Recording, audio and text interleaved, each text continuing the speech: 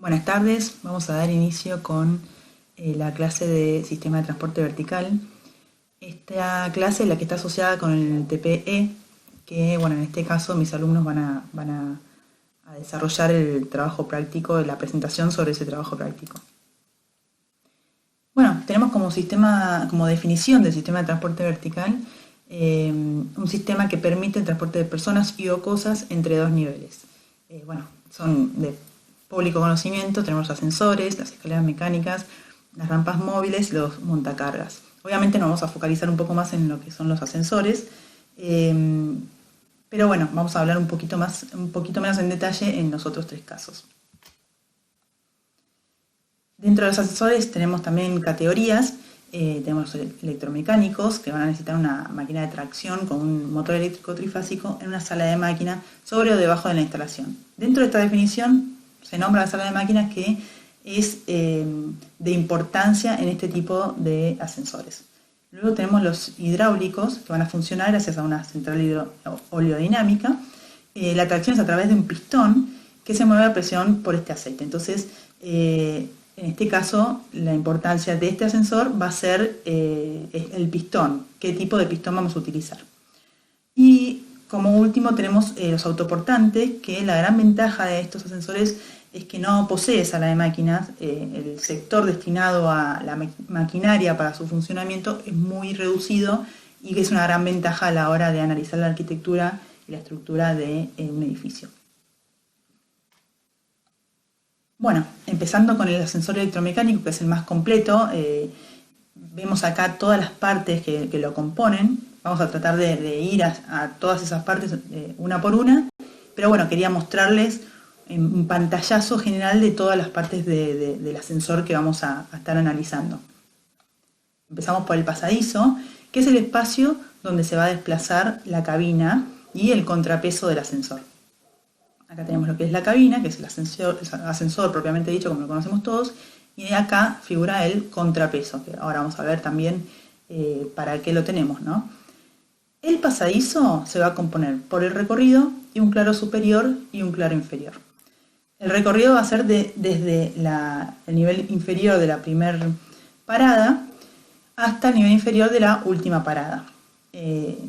Nosotros acá en esta clase no vamos a ver lo que son los cálculos de cómo se dimensionan todos estos espacios, sí lo van a hacer el grupo que haga la presentación de la parte práctica, pero me adelanto un poco y les comento que el claro superior va a incluir la última parada y el sobrerecorrido superior, que sería el tramo este que estamos mostrando acá. En el caso del claro inferior, va a ser por debajo de la primera parada, y el bajo recorrido inferior va a ser el espacio que tenemos libre dentro del claro inferior, ¿sí? Sin contar lo que son los amortiguadores, o bueno, en el caso de tener algún otro obstáculo, no entraría dentro de lo que es el bajo recorrido inferior. Bueno, el pasadizo contiene estos elementos que acá nombramos: grapas, guías, bastidores, contrapeso, marcos, puertas y cabina. Todos estos elementos son los que vamos a ver ahora uno por uno, pero bueno, para que tengan claro hacia dónde vamos, ¿no? Vamos a empezar por las grapas y las guías. Acá vemos una planta de lo que es el pasadizo. Vemos que tenemos guía y grapa de cabina y guía y grapa de contrapeso. Las guías van a ser las que ayuden a mantener la horizontalidad, la transversalidad a la cabina y al contrapeso. Entonces, si se fijan acá, la guía va a ser este perfil en hongo, como se llama, por el que se va a deslizar el bastidor, que lo vamos a ver un poquito más adelante, que es el marco que rodea la cabina. Y la grapa va a sujetar a la guía al pasadizo. Acá vemos una foto que un poco más en detalle. Vamos a ver las grapas que están fijando la guía cada tantos metros al pasadizo. En general el pasadizo es de hormigón armado por un tema estructural también, para que absorba el viento. Entonces en general se utiliza el pasadizo, lo aprovechamos para hacerlo de hormigón, para que sea un elemento resistente también para el edificio. Y las guías, como vemos acá, van a ser con hongo y patín. El patín va a ser el que esté fijado al pasadizo y el hongo va a ser el que se vincule con el bastidor de la cabina. Tenemos tanto de cabina como de contrapeso, y si se fijan, las guías del contrapeso son de menores dimensiones porque los esfuerzos que van a tener que resistir son mucho menores al de la cabina, por las dimensiones que tenga cada uno, ¿no? Bueno, si vamos a los bastidores, que es como me adelantaba antes, es el marco que rodea la cabina y también lo va a tener el contrapeso, que se van a vincular con las guías en los dos elementos, ¿no? El contrapeso, que acá lo vemos un poco más en detalle, va a tener listones, que en general son o de acero o de hormigón, también se utilizan. Lo que hace el contrapeso es romper la inercia para que el motor no haga tanto esfuerzo, que no use tanta energía. Entonces, por eso es que el contrapeso se calcula, como dice en la filmina, con el peso de la cabina más el 50% del peso de los ocupantes. No se usa con la totalidad porque es para ayudarlo al motor a romper la inercia. Para eso necesitamos un contrapeso. Luego tenemos los marcos y las puertas. Vamos a ver ahora los tipos de marcos que se usan. Se colocan acá, bueno, todo esto sería de hormigón armado, que forma lo que rodea el pasadizo, y en este lugar se va a ubicar los marcos para la puerta, que se ponen inmediatamente que apenas se pueda para poder garantizar, ¿sí?, el espacio para la puerta, ¿sí?, que no haya ninguna deformación entre que se construye y se coloca la puerta. Los tipos de marcos que se conocen, que más se utilizan, son simple, cajón y medio cajón. Son de chapa galvanizada. En el caso del marco simple se usa en general para puertas plegadizas, pero lo que tiene, si bien es de bajo costo, su vida útil es baja por un tema de que, no es que la vida útil del marco, sino que más que nada del revoque, por un tema de que al no cubrir todo el ancho del tabique, la puerta lo termina dañando. Entonces, por eso es que son de bajo costo, pero no se utiliza por el tema del daño que le hace al tabique. Luego tenemos el cajón, que en este caso lo cubre en su totalidad, entonces son los más utilizados. Y el medio cajón, que si bien cubre la mitad, igualmente va a dañar el revoque, entonces, bueno, se termina utilizando más el de cajón entero, ¿no? El caso de marcos unificados se refiere a cuando tenemos más de un ascensor, o sea, una batería de ascensores. Los marcos unificados van a ser los que se colocan entre los ascensores y en ese lugar también se va a colocar la botonera para, en el caso de que se necesite más de una botonera, cuando tenemos una batería de ascensores, se va a colocar entre los dos marcos, ¿no? Bueno, las puertas que más se utilizan, primero las vamos a dividir entre de rellano o de cabina. De rellano lo llamamos al piso al que estamos yendo, ¿no? Y la cabina, bueno, el ascensor. Entonces, depende de qué puerta sea, si se puede utilizar para uno de los dos o para los dos, ¿no? Tenemos manuales o automáticas. Yo me adelanto un poco también, pero ustedes siempre recuerden que la elección de lo que nosotros hacemos en todo lo que respecta a instalaciones va a depender mucho del uso que tenga el edificio en cuestión y de la calidad del mismo.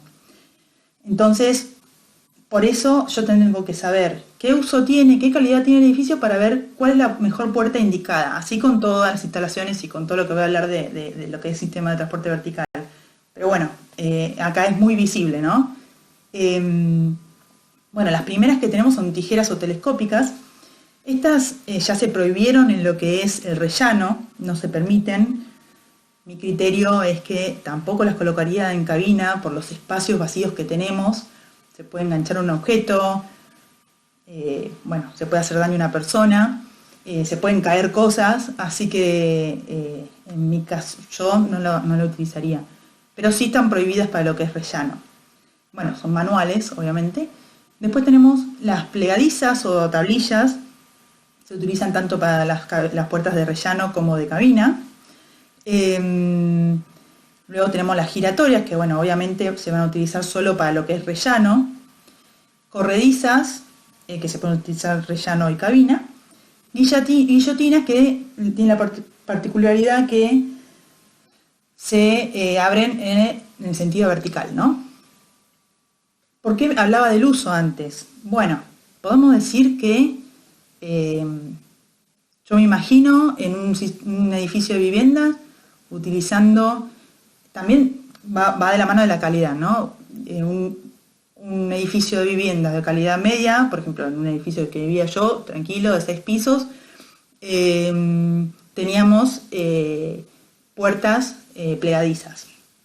Pero también he visto de hojas o giratorias. Ya si es de mejor calidad, bueno, ahí capaz que vemos corredizas, probablemente veamos corredizas. Capaz en los edificios más nuevos están utilizando mucho corredizas automáticas. Pero, por ejemplo, en lo que es un hotel, un hospital, un centro comercial, seguramente vamos a ver las que son de tipo corredizas automáticas.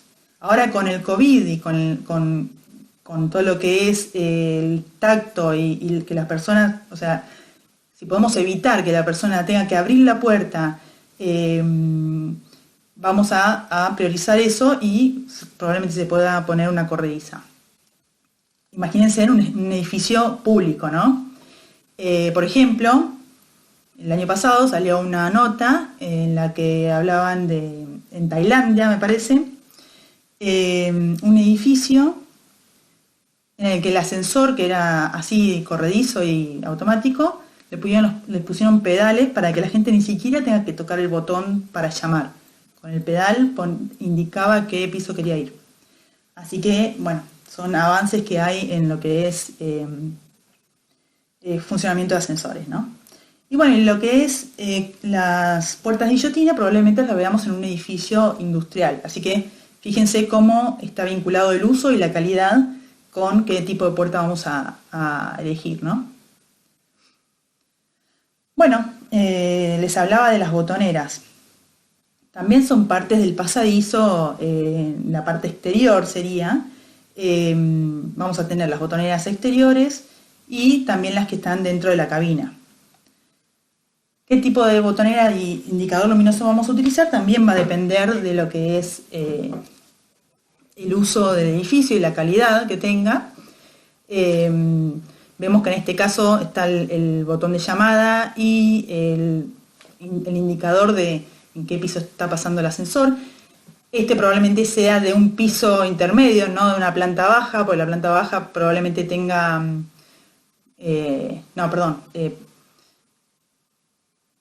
bueno, en este caso podría ser de cualquier piso.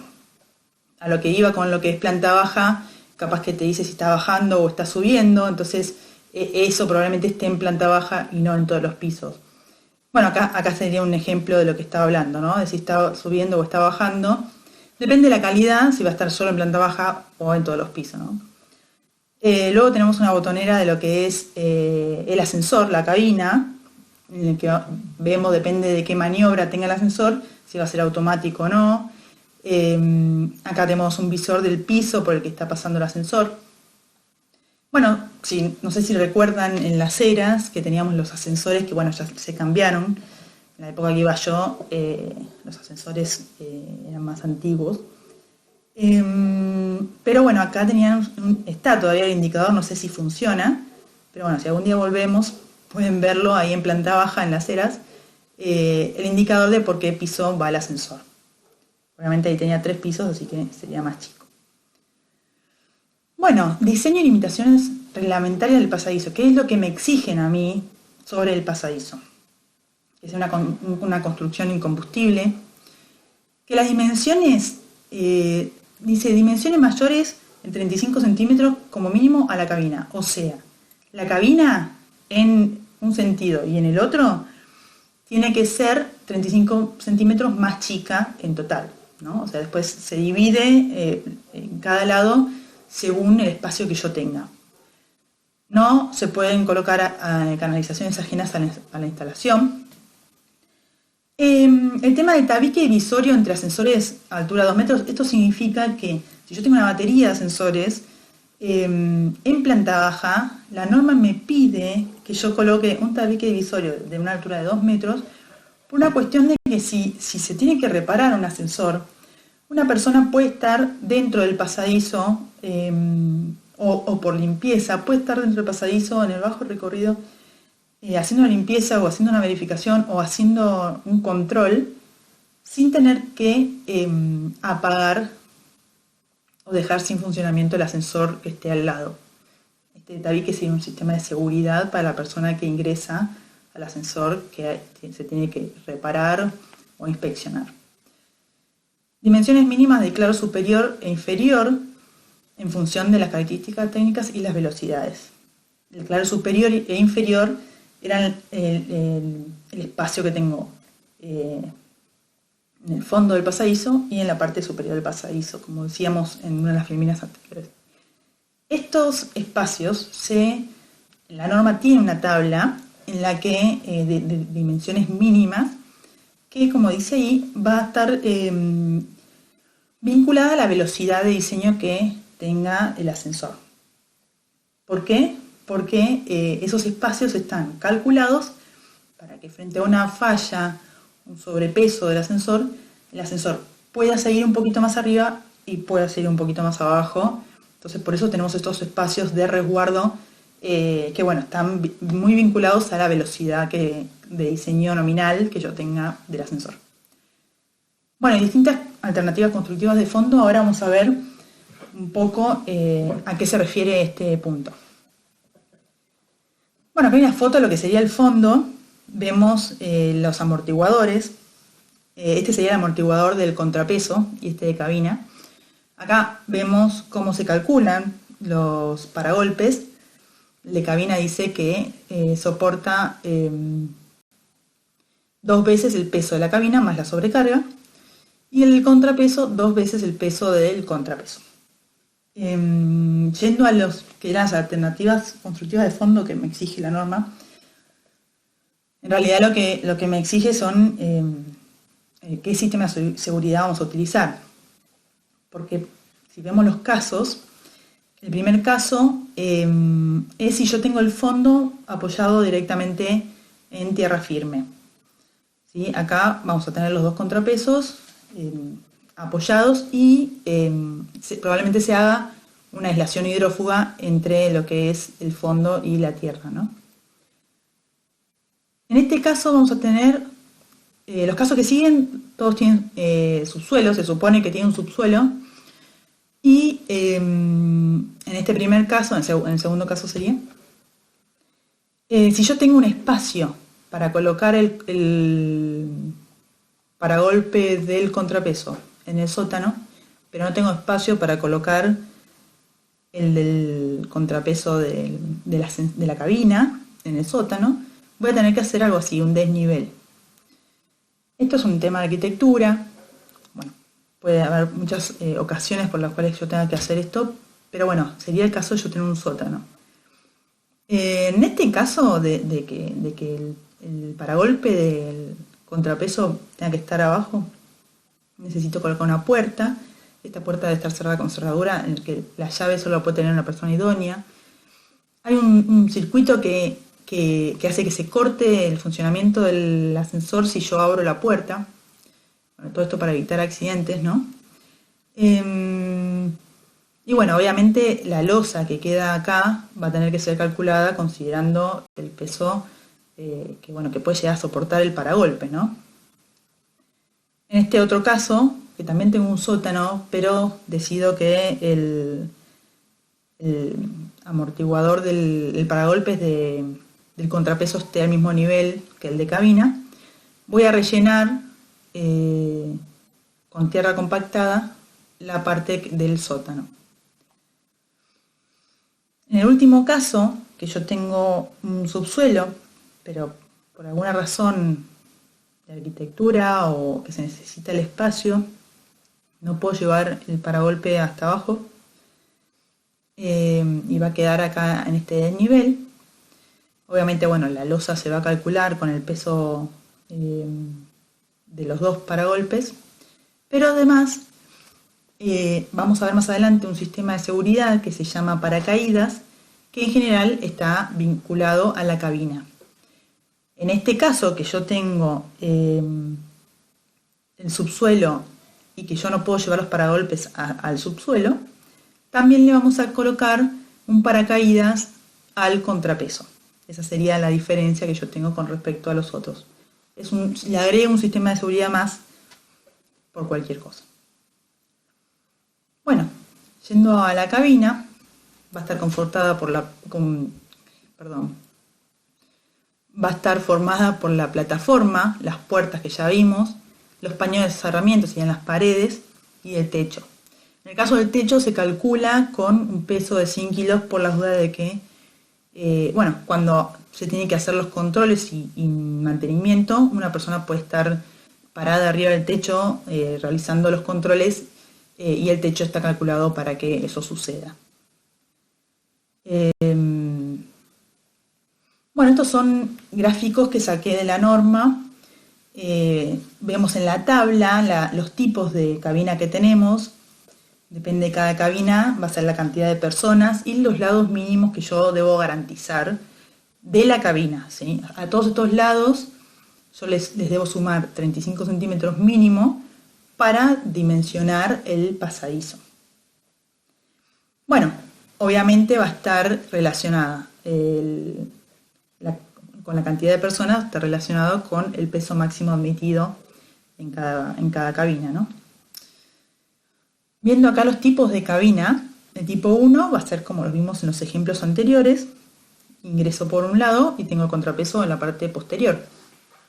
En el segundo caso, que sucede mucho también por arquitectura en general, que yo ingreso en planta baja por una puerta, pero en los otros pisos voy a acceder al piso por la puerta de atrás.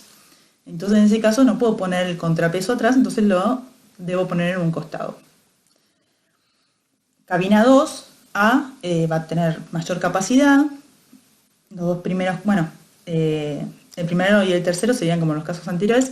En el segundo caso sería lo mismo, que yo necesito acceder en planta baja por un lado y accedo a los otros pisos por el otro lado. También suele pasar que capaz tengo una puerta principal y una secundaria y por un lado ascensor ingreso a la parte principal de la casa y por el otro lado a la parte secundaria de la casa.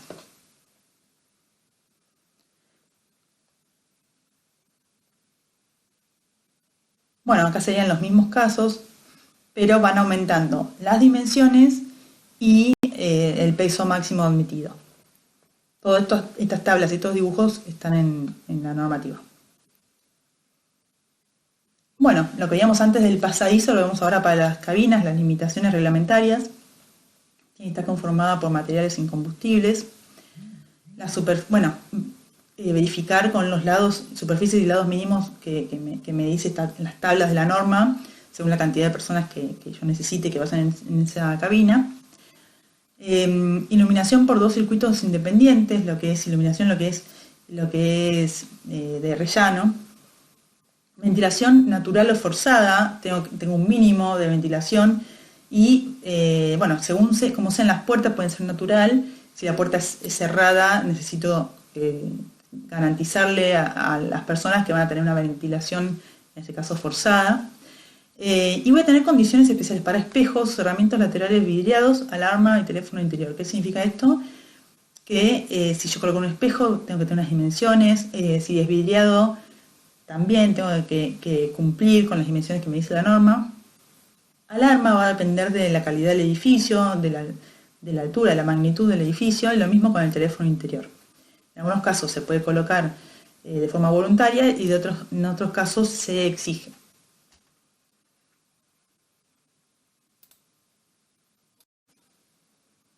Bueno, pasando a lo que es la sala de máquinas, que como les dije en la introducción, en el caso de estos tipos de ascensores es de gran importancia.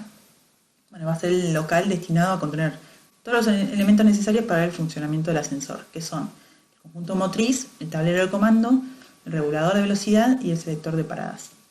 En esta foto que vemos acá, el regulador de velocidad en este caso está acá. Vamos a tener la polea y el motor.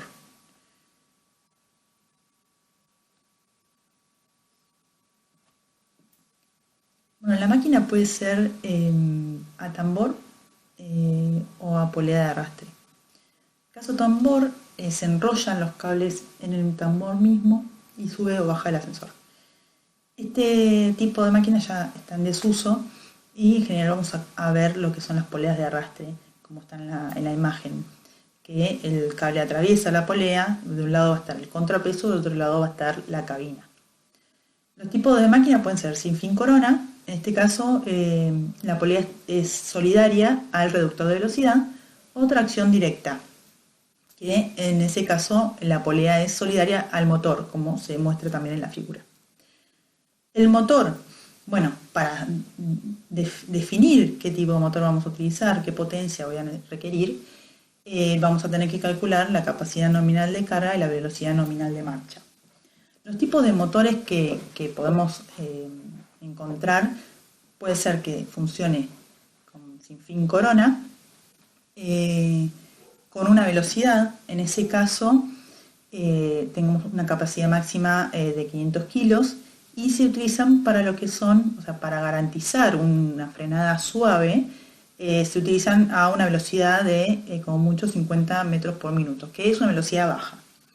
En el caso de ser sin fin corona, pero con dos velocidades, no voy a tener un límite de carga y va a ser en el caso de que la velocidad llegue a unos 75 metros por minuto.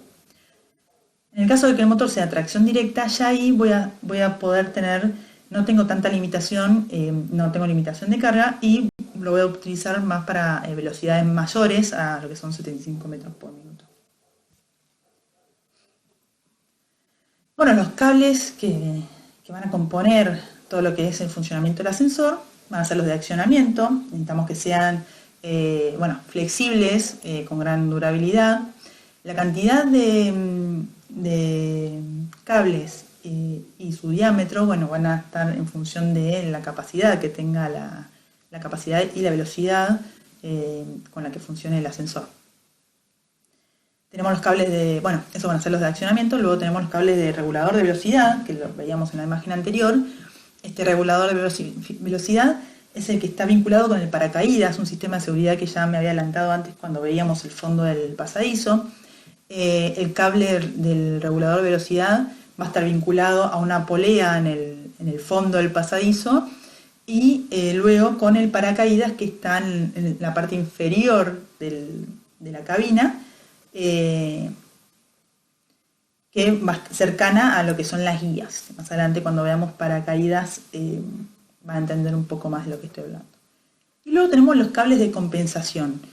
Los cables de compensación, si alguno vio, si estuvo parado ahí en el rellano y la puerta tenía algún orificio para poder ver el pasadizo, y vio pasar en la cabina y iban colgando unos cables, estos son los de compensación. Estos de compensación van a unir la parte inferior del contrapeso con la parte inferior de la cabina. Y se utilizan cuando los cables de accionamiento superan en peso una relación normal con el peso de la cabina. Cuando ya son muy pesados los cables de accionamiento, más de 75 kilos aproximadamente, ¿no? Vamos a necesitar colocar cable de compensación, para que no sea una carga más al inicio del motor, ¿no? Los cables de accionamiento. Bueno, otro elemento que nosotros necesitamos colocar en lo que es la sala de máquinas va a ser el tablero de comando. En el tablero de comando nosotros podemos definir los arranques, paradas, velocidad, aceleración y sentido de marcha. o sea, todo lo que proporciona la maniobra del ascensor. Es importante que el tablero de comando esté ordenado, que esté bien indicado, porque yo necesito entrar a la sala de máquinas, ver el tablero de comando y ante cualquier urgencia poder accionarlo de manera inmediata. Acá vemos dos casos de tableros de comando, uno más pequeño que el otro. Bueno, primero que va a depender de la magnitud del edificio, a veces tenemos varios tableros de comando sectorizados por ascensores, pero también sabemos que se fue reduciendo el espacio de tablero, esto se usaba antes y ahora se ven así un poco más pequeños. Bueno, como decía antes que el tablero me ayuda a poder definir qué maniobra va a hacer el ascensor, acá vamos a hablar un poco de los tipos de maniobra que podemos encontrar. Nuevamente, va a depender del uso que tenga el edificio. Vamos a ver los ascensores de botón a presión constante. Estos ascensores, que en este caso capaz lo podemos ver en lo que es un montacarga, o los ascensores esos que veíamos con las puertas de guillotina en los que son los edificios industriales. En este caso el ascensor solo funciona si yo mantengo presionado el botón. Luego tenemos automática a botón simple, que en este caso yo llamo al ascensor, viene el ascensor, entro a la cabina, voy a un piso y solo responde a esa maniobra. No tiene memoria, si lo llaman de otro piso no va a responder, hasta que no se termina mi recorrido no vuelve a estar listo en posicionamiento para recibir otra llamada. En el caso de automática a botón interconectada va a ser lo mismo, pero en el caso de tener una batería de ascensores. Si desde un rellano yo llamo a todos los ascensores al mismo tiempo, solo va a venir uno. Y hasta que no llega ese ascensor al piso, y yo capaz necesito que venga otro ascensor a mi piso, hasta que el primer ascensor no llega a mi piso, ningún otro ascensor va a recibir, va a venir hacia mi rellano, por un tema, bueno, de simpleza, ¿no?, que tiene este tipo de maniobra. Estas tres primeras maniobras se van a ver solo en edificios de menos de 10-12 plantas. Luego pasamos a las maniobras más avanzadas. La siguiente es automática botón acumulativa selectiva descendente. Se usa para más de 12 plantas. En este caso, el ascensor sí tiene memoria. Entonces, si se llama el ascensor en varios rellanos, pero no en el mismo momento, va a acumular, va a tener memoria de ver de qué piso me llamaron y lo va a ordenar de manera descendente. O sea, de piso más arriba va a ir bajando y va a ir parando en cada rellano por orden. Este caso en general se utilizan en viviendas multifamiliares. En el caso de la siguiente maniobra sería lo mismo, pero acumulativa selectiva, ascendente y descendente. O sea, si yo lo llamo en varios pisos y el ascensor está subiendo, va a tener una memoria en la parte ascendente y cuando ya se prepara para bajar, va a tener una nueva memoria en lo que es descendente. Este tipo de maniobra, que es el más sofisticado, se va a ver en lo que es hoteles o hospitales, ¿sí? Tenemos más exigencias, más circulación de gente, son edificios públicos, así que necesito optimizar el uso del ascensor para ganar energía, ¿no? Todo esto está muy relacionado con el uso del ascensor. Bueno, después acá habla de la balanza o piso flotante. En ese caso es otra característica que va a tener el ascensor, que, bueno, si yo tengo una balanza dentro de la cabina, va a permitir que el ascensor avance o no según la capacidad, si se llegó a la capacidad máxima, ¿no? También es otro tipo de optimización, de que no haya un mal uso del ascensor, ¿sí? Bueno, acá vemos una planta de lo que sería una sala de máquinas típica de un edificio que solo requiere de un ascensor, ¿no? Porque no vemos más de una maquinaria. Este gráfico es de la norma anterior, pero me parece muy interesante, o sea, me parece que es muy completo, entonces por eso lo dejé. Más adelante vamos a ver los que están en la norma actual. Pero cosas a tener en cuenta a la hora de dimensionar, de diseñar una sala de máquinas, es, bueno, en el caso de tener escalera, que tengan dimensiones mínimas. Necesito un descanso para que se pueda abrir la puerta siempre hacia afuera. Si ven, la puerta tiene espacios para tener una ventilación, va a tener una ventana para tener una buena iluminación, tiene alturas mínimas. ¿Por qué tiene una escalera? Y probablemente en este espacio esté el sobrerecorrido, el claro superior, el sobrerecorrido del ascensor, ¿sí? Que es parte del claro superior. Vemos en planta que acá va a estar colocado el tablero de comando que hablábamos antes, que es el que me va a ayudar a definir la maniobra que tenga el ascensor. Tiene distancias mínimas a la puerta, ¿sí? ¿Por qué? Por la importancia que yo decía de entrar, y lo primero que tengo que ver es un tablero de comando para poder accionar. Voy a tener el tablero de fuerza motriz. Voy a necesitar espacio para poder recorrer todo lo que es la maquinaria. Acá vemos la polea, vemos el reductor, el motor. En este caso la polea es solidaria al reductor, no como vimos en la foto anterior. Acá no se ve, pero necesito tener un matafuego apto para poder apagar un incendio en lo que es maquinaria eléctrica. Estas son imágenes de la norma actual. Acá vemos distintos casos donde se ve que necesito 50 centímetros 50 centímetros libres para yo poder hacer una buena inspección en lo que es la maquinaria. En este caso está el tablero. El tablero de fuerza motriz, siempre la puerta se indica que se abre hacia afuera, para cualquier urgencia, poder salir rápidamente. Bueno, diseños y limitaciones reglamentarias de la sala de máquina. De vuelta, construcción incombustible, siempre para poder, ya vimos la clase de protección contra incendio, lo importante que es de que la construcción sea incombustible, y más en lo que es instalaciones. Bueno, el entrepiso se va a diseñar teniendo en cuenta el peso de las máquinas. No sé si alguno está habituado a hacer cálculo estructural, pero todo lo que es sala de máquinas, el CIRSOC tiene unos pesos mínimos que hay que siempre tener en cuenta. Si yo tengo el detalle de la máquina que se va a utilizar, mejor. En general está dentro de la sobrecarga mínima que te exige el CIRSOC. Bueno, una altura mínima de 2 metros. Los herramientas de la sala de máquinas no pueden ser parte de tanques. Este dato,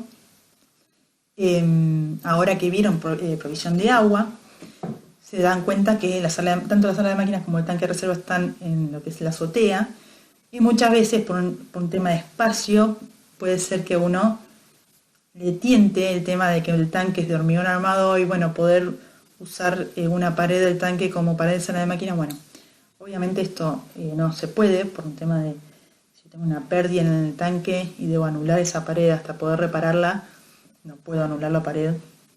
Teniendo el otro lado instalaciones eléctricas como son el tablero, la maquinaria, así que bueno, no pueden compartir los herramientas.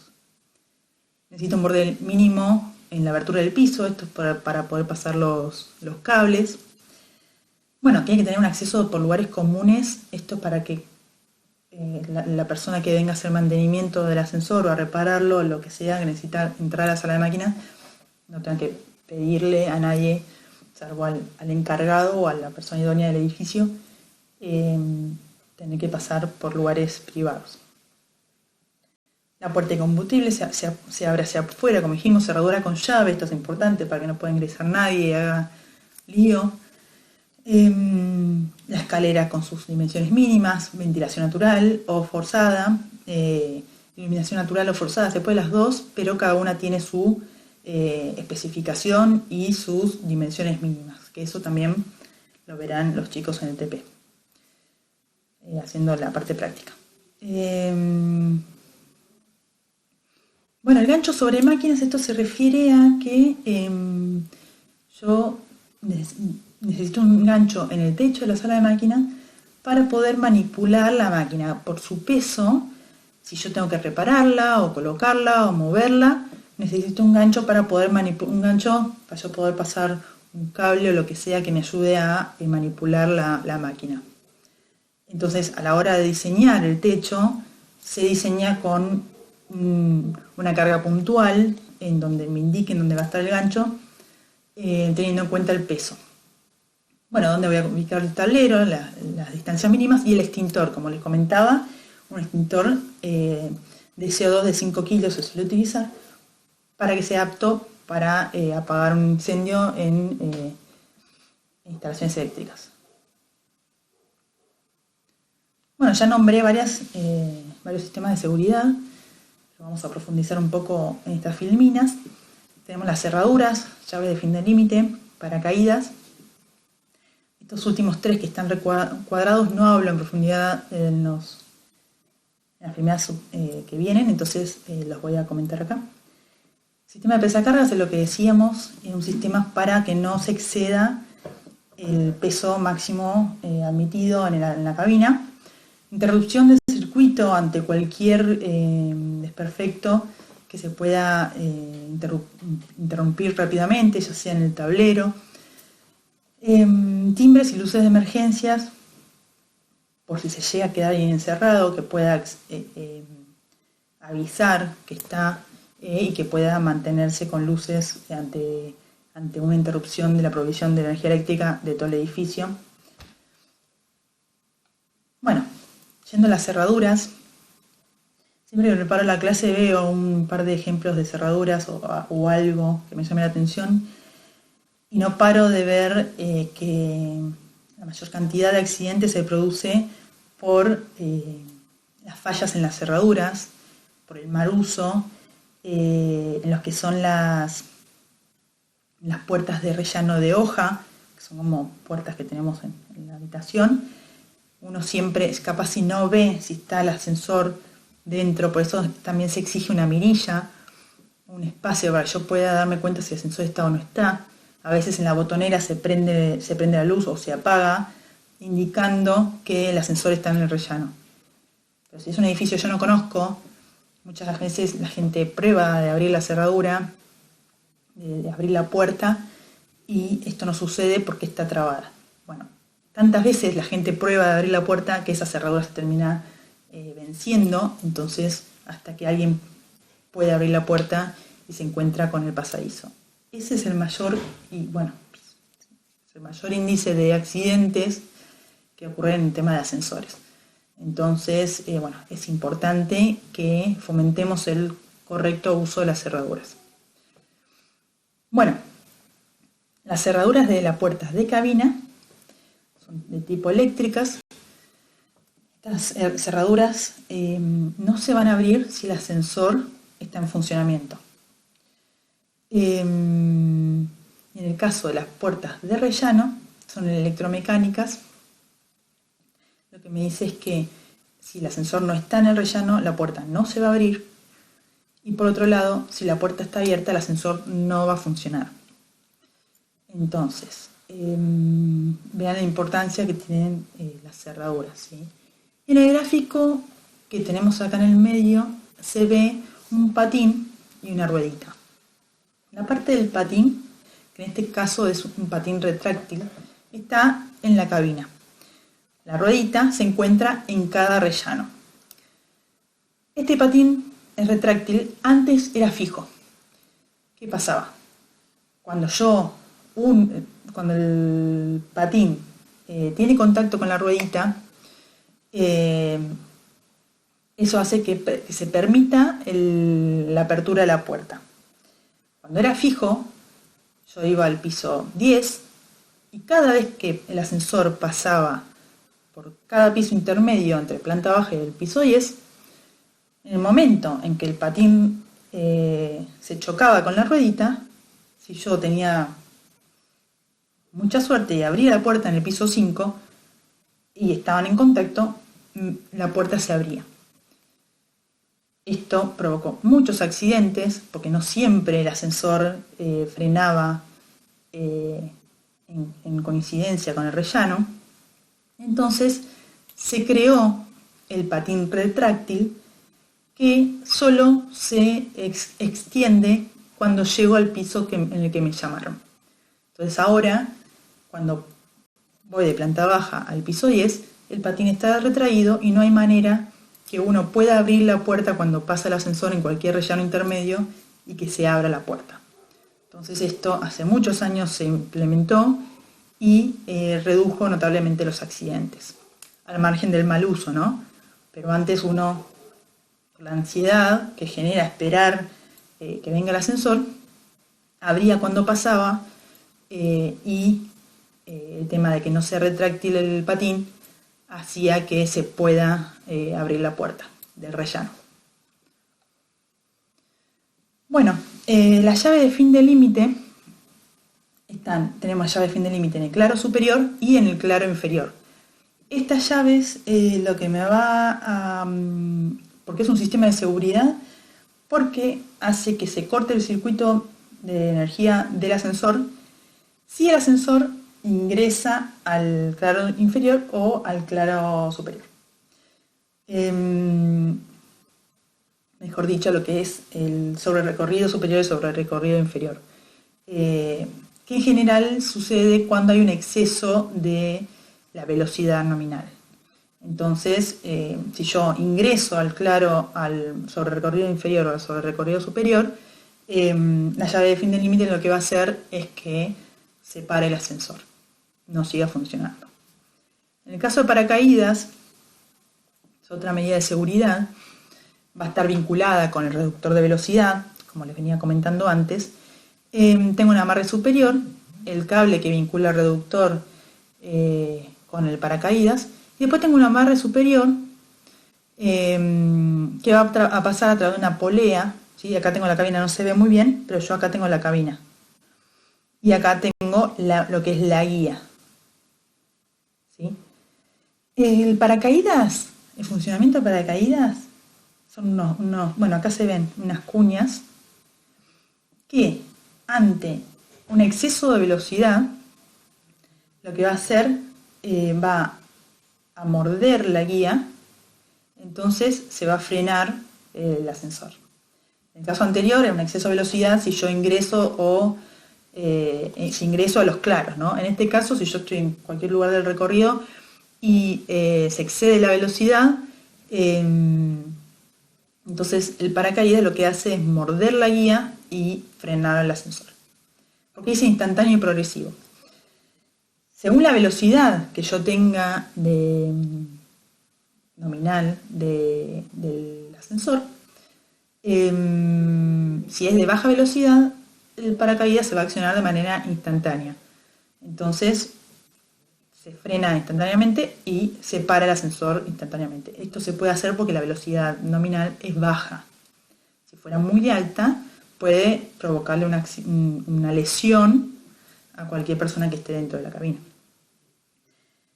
Si la velocidad es alta, se colocan paracaídas progresivos, que en este caso por fricción van a ir parando de a poco, van a ir mordiendo a la guía, pero de una manera que sea progresivo la parada del ascensor, no sea tan brusca.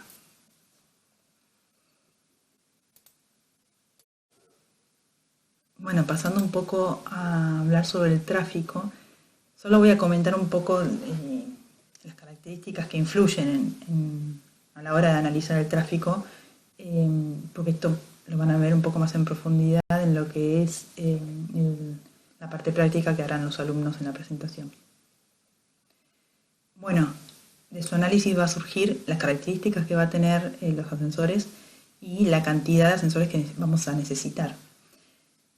Tanto el factor de ocupación, la población del edificio, la cantidad de pisos, las paradas, los tiempos de espera admisible, de apertura y cierre de puertas, de parada, de arranque de cabina y la capacidad de transporte van a depender mucho del uso y la calidad del edificio. Perdón que lo repita, pero realmente es así, están muy asociados. Por ejemplo, el tiempo de espera que voy a tener admisible, no es lo mismo si es un edificio de viviendas, si es un hospital, si es un edificio de oficinas. Bueno, la apertura y cierre de puertas va a depender del tipo de puerta que yo elija, que va a estar asociada al uso. Los tiempos de parada y arranque de cabina van a estar vinculadas con el motor que yo haya elegido. Con todos estos factores y la capacidad nominal de carga y la velocidad nominal de marcha, vamos a poder calcular el tráfico, ¿sí? Para finalmente determinar la cantidad de ascensores y qué tipo de ascensor vamos a utilizar.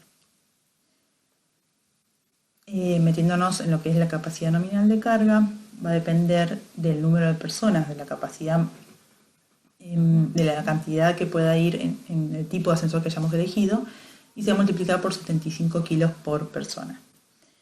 La velocidad nominal de marcha ronda, acá como muestra en la filmina, entre 45 y 180 metros por minuto. Estos son valores típicos de diseño de los ascensores que se suelen utilizar. Obviamente hay otras velocidades también. Luego, todo esto es para determinar la potencia del motor, para poder elegir el tipo de motor que necesitamos, que va a ser la capacidad nominal de carga por la velocidad nominal de marcha, y lo voy a dividir por el rendimiento de la instalación. Cuando vemos acá que se multiplica por 75 por 60 es un tema de unidades de conversión. Como ejemplo podemos ver que si es sin fin corona, el rendimiento que podemos considerar es un 0,4.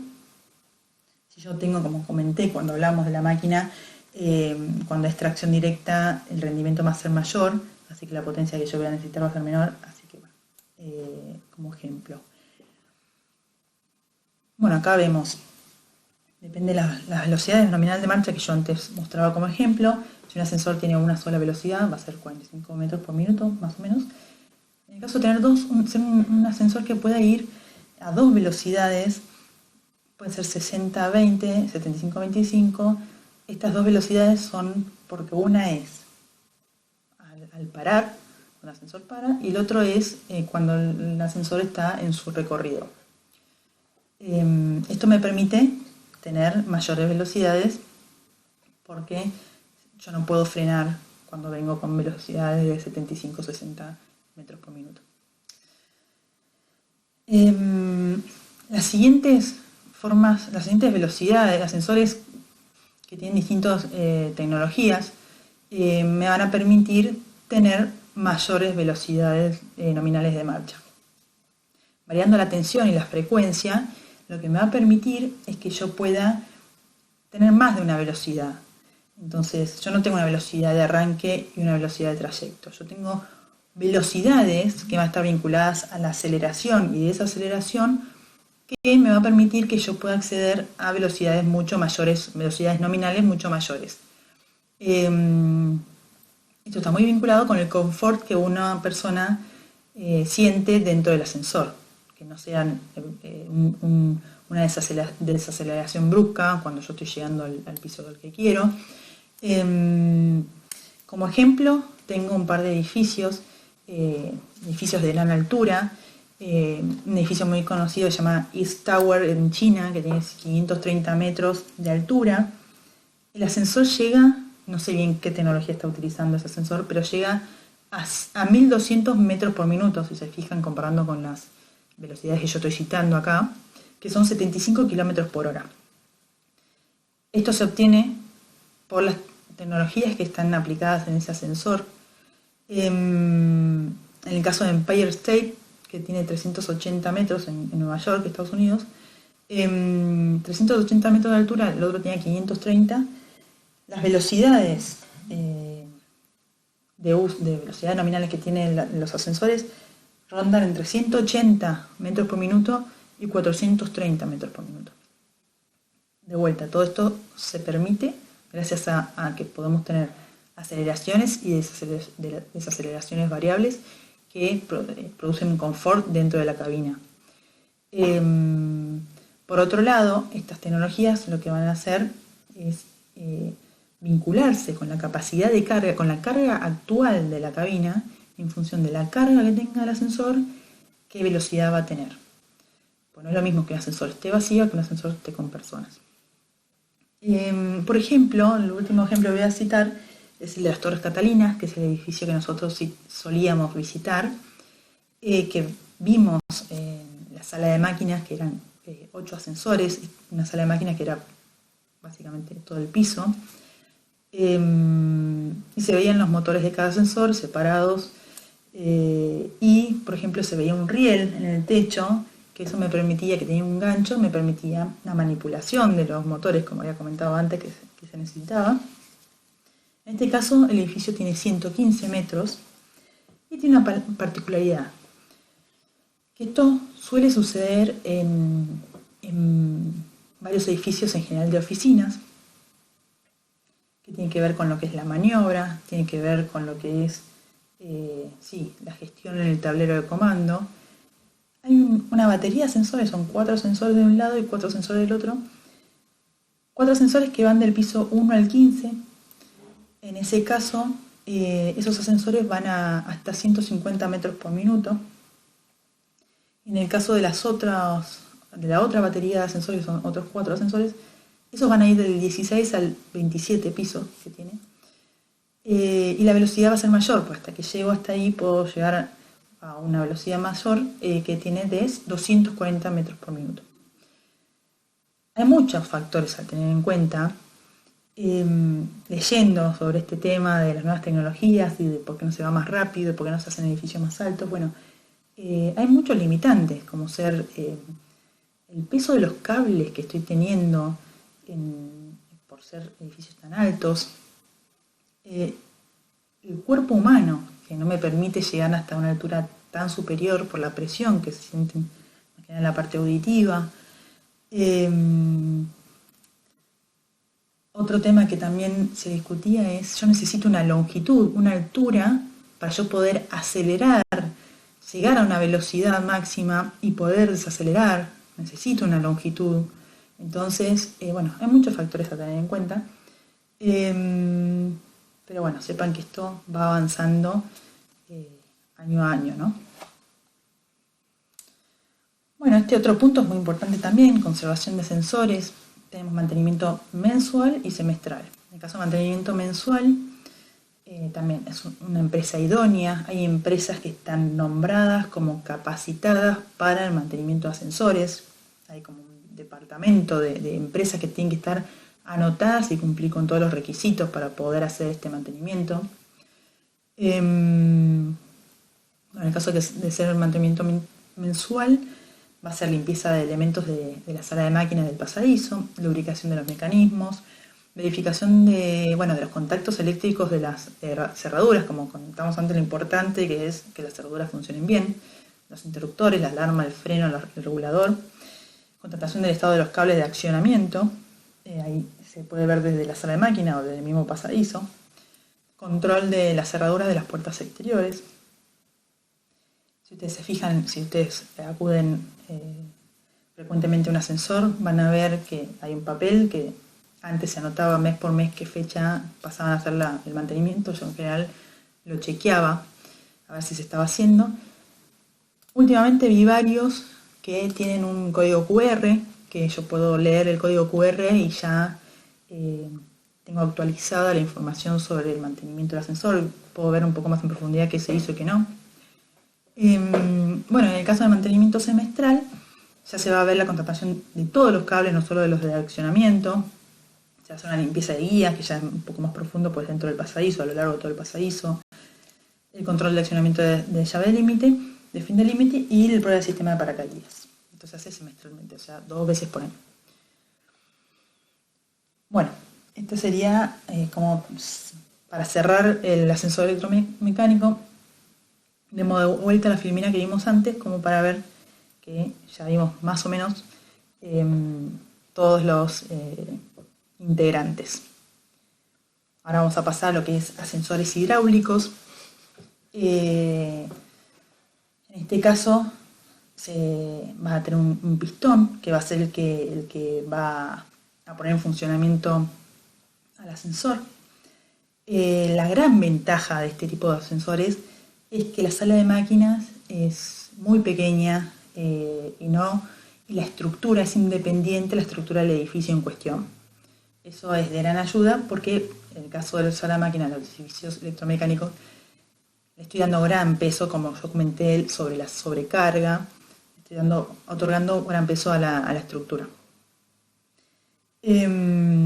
Bueno, la gran desventaja es que el recorrido que puede tener los ascensores hidráulicos están muy vinculados con la altura del edificio y con la longitud del pistón, obviamente. Entonces, el pistón va a tener la misma longitud que la altura del edificio. No puedo tener un pistón eterno, entonces esa es la gran limitante de estos ascensores.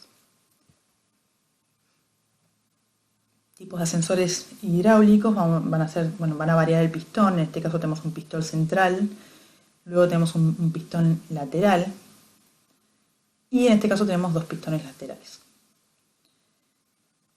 En el pistón lateral se va a ubicar la cabina en este diente. Acá vemos una foto de lo que es una máquina hidráulica. Bueno, no hay dimensiones, lo importante de tener dimensiones en las imágenes, pero bueno, créanme que es de pequeñas dimensiones. Acá podemos ver las ventajas y desventajas de los ascensores hidráulicos. Como recién vimos los otros ascensores, los electromecánicos, van a recordar y van a ver uno contra otro qué ascensor puedo elegir según el uso, según el tipo de edificio que yo tenga, ¿no? La gran ventaja de estos ascensores hidráulicos, yo puedo evacuar los pasajeros en el caso de falla de suministro eléctrico, porque puede bajar por el accionamiento manual. Bajo nivel de mantenimiento, no tengo mucha maquinaria para mantener, no tengo cables que reparar, no tengo que verificar, no tengo muchas medidas de seguridad que verificar. No sobrecarga la estructura, pues es independiente del edificio. Permite un mejor aprovechamiento del espacio por el tema de la sala de máquina, que no necesito tanto espacio a la hora de espacio en arquitectura, que yo estoy siempre al límite con los locales, con las dimensiones de los locales, es una gran ventaja. Suave funcionamiento en arranque y parada. Esta es una ventaja porque va muy despacito, pero al mismo tiempo es una desventaja en el recorrido porque también va despacito en el recorrido. Entonces es muy baja la velocidad de funcionamiento. Bajo consumo eléctrico. El aceite que hace que funcione el ascensor no se consume, se recircula, se vuelve a utilizar. Y bueno, las desventajas, como ya las comenté, el pistón y el cilindro deben tener la misma longitud que la altura del edificio. Y la baja velocidad de operación, 30 metros por minuto aproximadamente. Comparando no sé si se acuerdan cuando mostré la filmina de las velocidades, el ascensor que tiene una velocidad, el ascensor de una sola velocidad, que es para edificios muy bajos, era de 45 metros por minuto. O sea, es inferior a la menor velocidad que se utiliza para los otros ascensores. Bueno, una breve imagen sobre lo que son los ascensores autoportantes. Este es un edificio en el que yo trabajé hace 2 años y acá se ve en planta el poco espacio que se necesita para la maquinaria, para el funcionamiento de estos tipos de ascensores. Por un lado, se necesita poco espacio, pues este es el último piso, acá lo vemos en corte. Se necesita una sala de acceso a la maquinaria por un tema de mantenimiento. Pero bueno, la gran desventaja es que el espacio que yo estoy utilizando dentro del pasadizo, ¿sí? Imagínense que el área del pasadizo es igual en todo el recorrido del ascensor. Entonces, a veces lo que puede ser como desventaja es que no me entre los dos ascensores, o sea, las dimensiones mínimas de los ascensores que requeridas por norma, más la maquinaria, más el espacio que tengo que tener con respecto al pasadizo. Acá se ve que está el contrapeso también. Entonces, esa sería la limitante de utilizar este tipo de ascensores. Bueno, ya pasando a las escaleras mecánicas, que eran otro tipo de transporte vertical, va a funcionar a través de un motor eléctrico que está vinculado con el ciclo de escalones está en la parte superior de la escalera, la cadena de escalones. Como medida de seguridad vamos a tener que, tanto en la parte inferior como en la parte superior, 3 escalones aplanados para que uno se acomode antes de salir o entrar a la escalera. Va a tener como una pollera en los laterales para que no ingresen objetos o que no se me enganche el cordón del zapato, el pantalón o lo que sea. En la parte también superior e inferior va a tener dientes que en coincidencia con los escalones. También esto me permite que no ingrese ningún objeto, nada se puede enganchar ahí. Otra medida de seguridad que tenemos es un dispositivo de tensión, tanto en la parte superior como en la parte inferior. Un botón rojo, yo aprieto el botón rojo, se frena la escalera mecánica. Esto es algo que yo siempre veo y está, que ante cualquier desperfecto o alguien se engancha algo, uno puede frenarla automáticamente. Eso es para uso, digamos, público, ¿no? Que no necesita una persona venir y pararlo, uno cualquiera lo puede parar.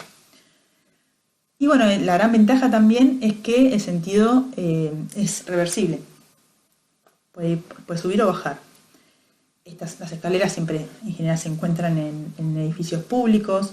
Tenemos el ejemplo de, yo no me acuerdo cómo se llama, Recoleta Mall, que está ahí cerca de la facultad, que está afuera, está en la intemperie. No hay problema con que esté en intemperie, lo único que sí la maquinaria, el motor, debe estar bien resguardado, que no, ahí sí tiene que estar bien protegido. Bueno, el escalón habitual más o menos es de 1 metro de ancho. Una inclinación óptima es de 30 grados, debe ser menor a 36 grados, pero en general se utiliza 30. Bueno, la velocidad, como habíamos comentado antes, es de 30 metros por minuto también, aproximadamente. Bueno, en el caso de conservación de escaleras mecánicas tenemos mantenimiento mensual. Se limpia la máquina propulsora que está en la parte superior de la escalera, el recinto de escalera, los dispositivos de maniobra, se lubrican los mecanismos, se verifica el funcionamiento de control de maniobra de parada de emergencia, que comentaba, y freno.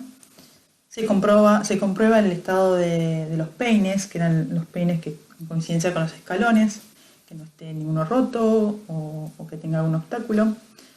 Mantenimiento semestral, se ajusta a la altura de los pisos, el portapeine, los cables. Se verifica que todos los elementos de dispositivos de seguridad funcionen y accionen correctamente, ¿no?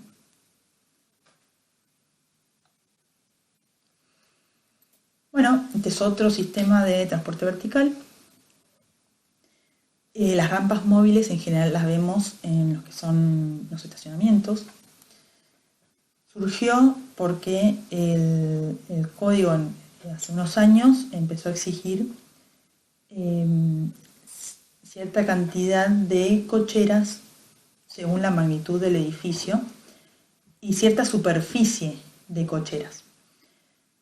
Entonces tenía una gran limitante por la altura que yo necesitaba. Si yo utilizaba una rampa fija, esta rampa necesitaba una gran longitud para que verifique su pendiente y me sacaba espacio para en lo que es la superficie del edificio total.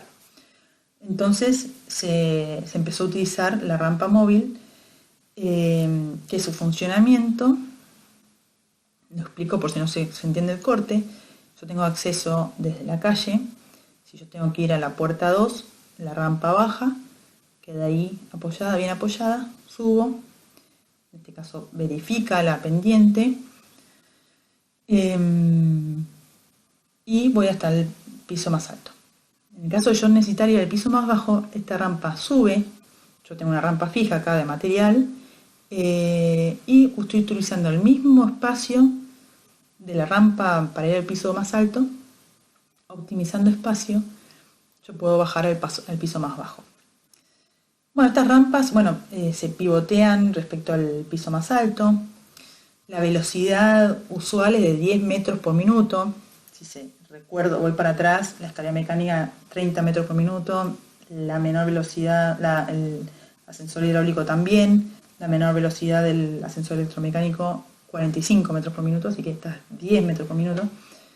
Esto es para subir un auto, esto es o sea, un auto tiene que esperar a que la rampa baje o suba, así que es otro el uso que yo tengo, probablemente sea de viviendas o de oficinas, no va a ser un edificio público en el que el tráfico de autos sea muy grande. La rampa va a ser metálica, voy a tener una reja central, como dice ahí, esto es para que sea visual, ¿sí? Para yo poder ver abajo o arriba.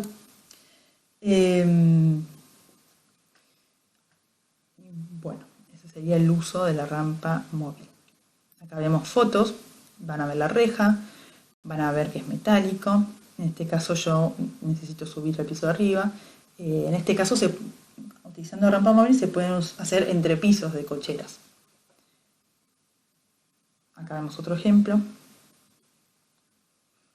Va a necesitar sus medidas de seguridad, sus luces de emergencia, su botón de freno manual.